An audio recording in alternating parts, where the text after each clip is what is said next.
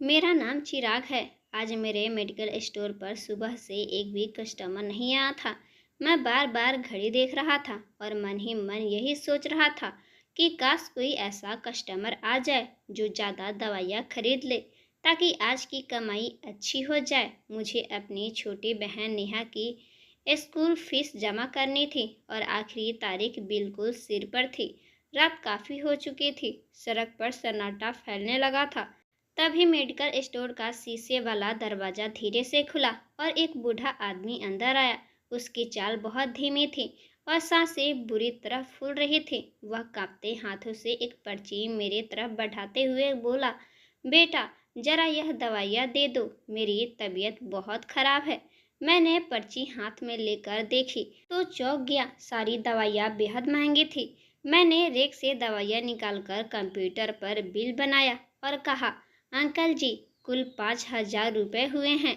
यह सुनते ही बूढ़े आदमी के चेहरे का रंग उड़ गया। उसने जेब टटोली और बेहद परेशान आवाज में बोला, बेटा मेरे पास इतने पैसे नहीं हैं, क्या थोड़ा दवा कम दे सकते हो? मेरी सांसें रुक रही थी। उसकी हालत देखकर मेरा दिल पसीज गया। उसी पल माँ की सुबह वाली बातें मेरे कानों में गूंजने लगी। बेटा, नेहा की फीस के पैसे संभाल कर रखना। मैंने गहरी सांस ली, फिर अपनी जेब से बहन की फीस के लिए रखे पैसे निकाले और बाकी रकम खुद डाल दी। अंकल जी, आप दवाइयाँ ले जाइए, पैसे की चिंता मत कीजिए। वह बूढ़ा आदमी हैरानी से मुझे देखने लगा, फिर ढेर सारी दुआएं देता हुआ बाहर चला गया। मैंने राहत की सांस ली और कंप्यूटर साफ करने लगा। तभी मेरी नज़र काउंटर के कोने पर पड़े एक पुराने चश्मे पर गई। शायद वह बूढ़ा आदमी जल्दबाजी में भूल गया था। मैं तुरंत चश्मा उठाकर बाहर भागा, लेकिन जैसे ही मेडिकल स्टोर के बाहर पहुंचा, मेरे कदम वहीं जम गए। सड़क के किनारे एक चमचमाती काली रेड क्रूजर खड़ी थी। वह बूढ़ा आदमी आराम से उसके पीछे वाली सीट पर बैठ रहा था। गाड़ी स्टार्ट हुई और आगे बढ़ने लगी। मेरी नज़र उसकी नंबर प्लेट पे पड़ी और मेरी सांसें अटक गई। वह नंबर वही नंबर था 4 साल पहले। मेरी बड़ी बहन आभा दीदी इसी नंबर वाली गाड़ी से बैठकर गई थी और फिर उनकी लाश वापस आई थी। मेरे हाथ कांपने लगे, दिमाग में तूफान मच गया। क्या यह वही लोग हैं जिन्होंने दीदी को मारा था? मैं लड़खड़ाते कदमों से वापस स्टोर रूम के अंदर आया और जमीन पर बैठ गया। आंखों के सामने 4 साल पुरानी सारी यादें घूमने लगी। हम एक छोटा सा परिवार थे। माँ, मैं, मेरी बड़ी बहन आभा और छोटी बहन नेहा। पापा की मौत के बाद दीदी ने पूरा घर संभाल लिया था। वह गोयनका इंडस्ट्री में सीजन ऑडिटर थी। बहुत ईमानदार और मेहनती। उनकी कमाई से हमारा घर चलता था। मेरी पढ़ाई भी उन्हीं की वजह से चल रही थी। मेरा सपना डॉक्टर बनने का था। दीदी हमेशा मुझसे कहती थी, चिराग तुम एक दिन बहुत बड़े डॉक्टर बनोगे। हम सब की जिंदगी बहुत खुशहाल थी, लेकिन फिर वह रात आई जिसने सब खत्म कर दिया। उस रात दीदी बहुत परेशान थी। बार बार किसी की कॉल आ रही थी, लेकिन वह हमसे कुछ नहीं बता रही थी। मैं अपने कमरे में पढ़ाई कर रहा था। तभी खिड़की में मैंने देखा कि एक काली रेड क्रूजर हमारे घर के सामने आकर रुकी। दीदी फोन पर बात करती हुई बाहर निकली और उस गाड़ी में बैठ के चली गई। कुछ देर बाद उनका फ़ोन आया। उनकी आवाज़ बहुत डरी हुई थी। चिराग, मैंने कंपनी में करोड़ों के फ्रॉड की फाइलें पढ़ ली है। मैं अभी पुलिस स्टेशन जा रही हूँ। माँ और नेहा का ख्याल रखना। मैंने घबराकर कहा, दीदी आप घर वापस आ जाइए। लेकिन उन्होंने फ़ोन काट दिया। उस रात हम पूरी रात उनका इंतज़ार करते रहे। अगली सुबह पुलिस हमारे घर आई। आपकी बहन की मौत हो गई है, हमारी दुनिया खत्म हो गई। पुलिस ने कहा कि वह नशे की हालत में रिसोर्ट की सीढ़ियों से गिर गई थी, लेकिन मुझे विश्वास नहीं था। मेरी दीदी कभी शराब नहीं पीते थे। मैंने पुलिस को उस काली गाड़ी के बारे में बताया, लेकिन किसी ने मेरी बात पर ध्यान नहीं दिया। कुछ दिन बाद केस बंद कर दिया गया। हम बर्बाद हो गए। घर चलाना मुश्किल हो गया। मुझे अपनी पढ़ाई छोड़नी पड़ी। मैं नौकरी ढूंढने लगा तभी हमारी जिंदगी में राकेश गोयनका आए। गोयनका इंडस्ट्री के मालिक। उन्होंने हमारी मदद की, मुझे मेडिकल स्टोर में नौकरी दिलवाई, हमारी आर्थिक हालात सुधरने लगी। मैं उन्हें अपना मसीहा मानने लगा। उनका बेटा शुभम गोयनका मेरी दीदी से प्यार करता था। वह भी अक्सर हमारे घर आता और दीदी को याद करके रोता था। मुझे लगता था कि दुनिया में उससे अच्छा इंसान कोई नहीं। लेकिन आज आज वही काली गाड़ी फिर मेरे सामने थी और उसी गाड़ी में बैठा आदमी मेरे मेडिकल स्टोर पर गरीब बनकर आया था। मैंने कांपते हाथों से उसका छोड़ा हुआ चश्मा उठाया और गौर से देखने लगा। चश्मे की डंडी के अंदर एक आर्टिकल सीट का नाम और सीरियल नंबर लिखा था। मेरे अंदर उम्मीद की एक चिंगारी जगी। सही सुराग है। अगली सुबह मैं उस आर्टिकल सेंटर पहुंच गया। वह बहुत आलीशान दुकान थी। मैंने सेल्समैन को चश्मा दिखाया और कहा, यह चश्मा एक बूढ़ा आदमी भूल गया था। क्या आप इसके मालिक का पता बता सकते हैं? पहले तो वह मना करने लगा, लेकिन मेरी बातों में आकर उसने रिकॉर्ड चेक किया। यह सुरेश नाम के आदमी का चश्मा है। वह एक बड़े बिजनेसमैन का ड्राइवर है। उसने मुझे एक पते वाली पर्ची पकड़ा दी। मैं तुरंत वहां पहुंच गया। वह एक बहुत बड़ा बंगला था। मैं पेड़ के पीछे छुपकर अंदर देखने लगा। तभी मेरी नज़र पोर्च में खड़ी उसी काली रेड क्रूजर पर पड़ी और फिर मैंने जो देखा उससे मेरी रूह कांप गई। वहीं बूढ़ा आदमी ड्राइवर की यूनिफॉर्म पहनकर गाड़ी साफ कर रहा था। तभी बंगले का दरवाज़ा खुला। एक आदमी बाहर निकला, महंगा सूट, हाथ में ब्रीफकेस, चेहरे पर रौब। मैं उसे देखते ही पत्थर बन गया। वह राकेश गोयनका थे।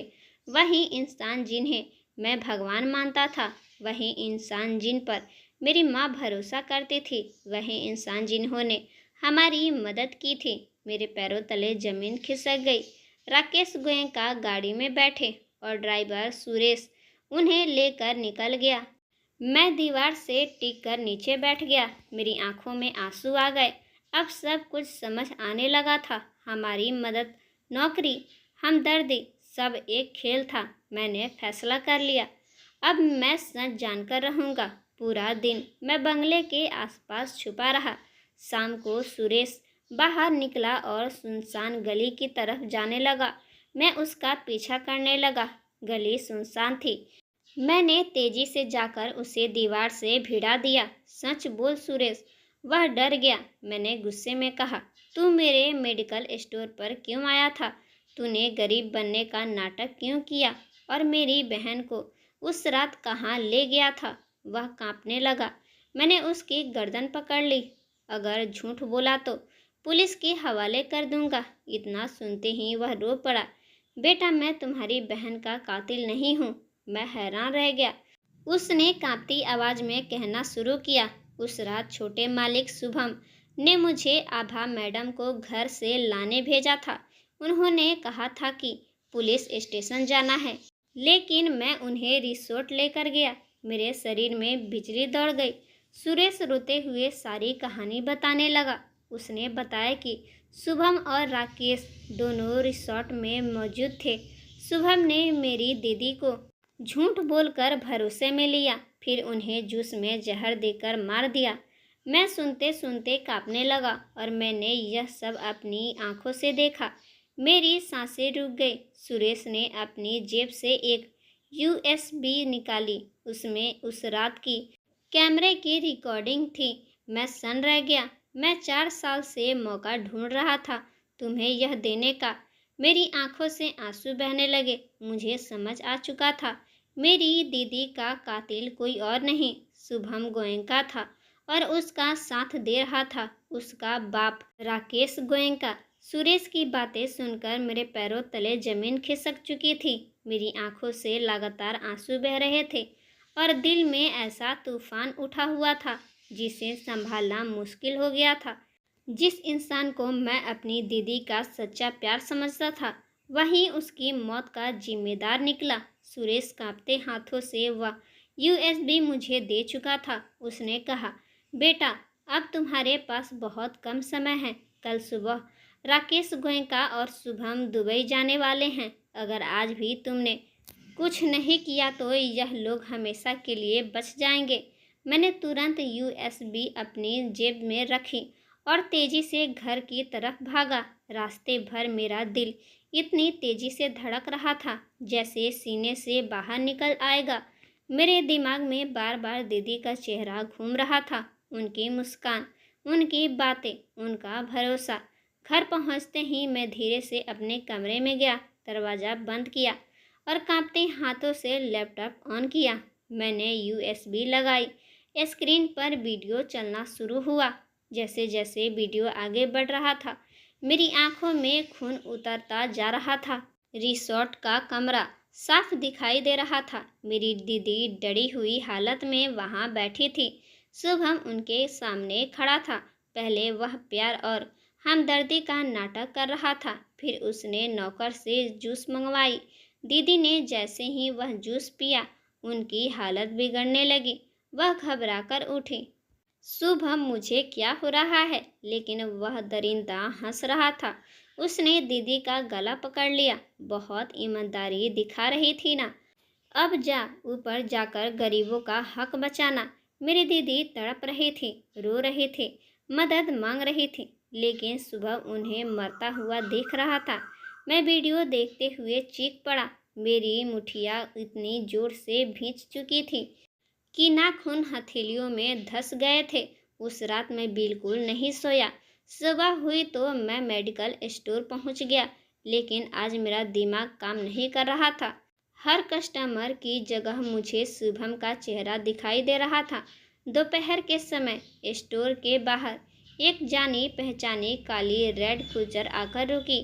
मेरा दिल जोर से धड़का। दरवाज़ा खुला और शुभम अंदर आया। महंगा सूट, चेहरे पर नकली मुस्कान, वहीं पुराना दिखावा। वह मेरे सामने आकर बोला, कैसे हो चिराग? मैं और डैड आज दुबई जा रहे हैं, सोचा तुमसे मिलते चले। उसकी आवाज़ सुनकर मेरा खून खौल उठा, लेकिन मैंने अपने चेहरे पर मुस्कान बनाए रखी। बैठिए शुभम जी।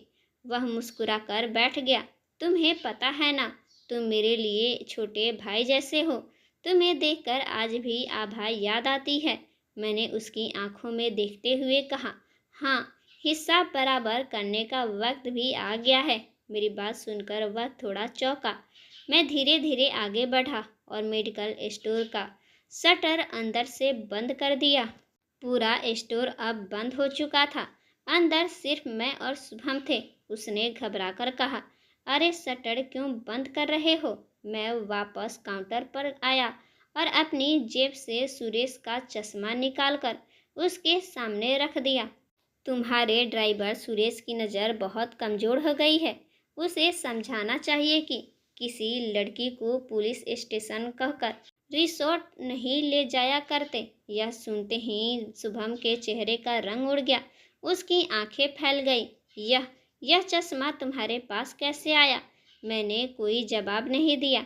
मैंने लैपटॉप खोला और वह वीडियो चला दिया। स्क्रीन पर शुभम खुद अपनी असलियत देख रहा था। मेरी दीदी की तड़प, उसकी मौत, उसका जहर देना, सब कुछ। वीडियो खत्म होते ही स्टोर रूम में खामोशी छा गई। शुभम पसीने में भीग चुका था, लेकिन अचानक वह जोर जोर से हंसने लगा। उसकी आंखों में अब इंसानियत नहीं थी। हाँ, मैंने मारा तुम्हारी बहन को। मेरे कानों में जैसे विस्फोट हुआ। वह पागलों की तरह हंसते हुए बोला, तुम्हारी बहन हमारी कंपनी को बर्बाद करना चाहती थी। करोड़ों का खेल था वो। वह पुलिस तक पहुंच जाती तो सब खत्म हो जाता। मैं गुस्से में कांपने लगा, लेकिन वह लगातार बोलता जा रहा था। मैं उससे प्यार करता था, लेकिन अपने बाप की दौलत से ज़्यादा नहीं। तुम्हारी बहन की औकात क्या थी? एक मामूली लड़की। मेरी आंखों में खून उतर आया।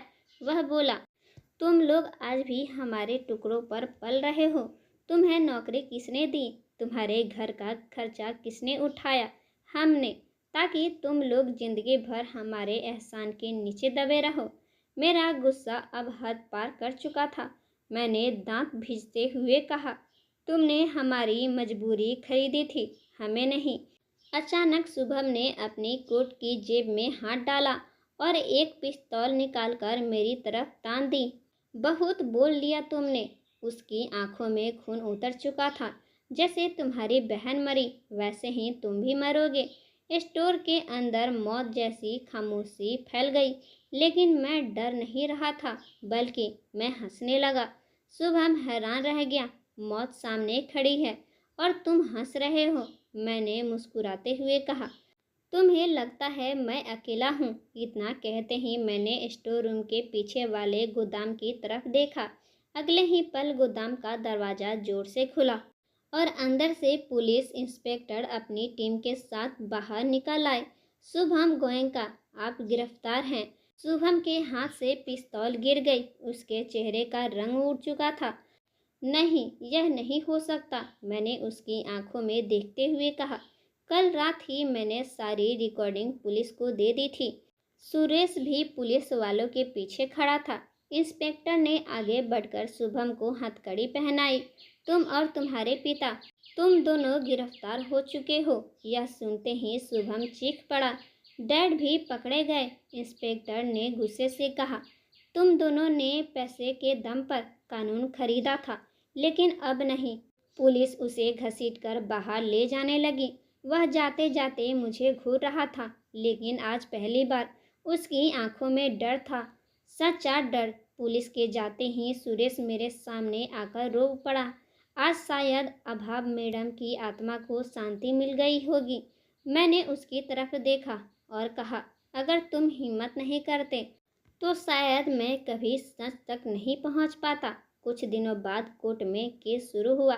सारे सबूत पेश किए गए। वीडियो रिकॉर्डिंग, सुरेश की गवाही, रिसोर्ट के नौकरों के बयान, सब कुछ अदालत के सामने आ चुका था। जो पुलिस अफसर पैसे लेकर केस दबा चुके थे, उन्हें भी गिरफ्तार कर लिया गया। पूरा शहर हिल गया था। टीवी चैनलों पर हर जगह वही खबर चल रही थी।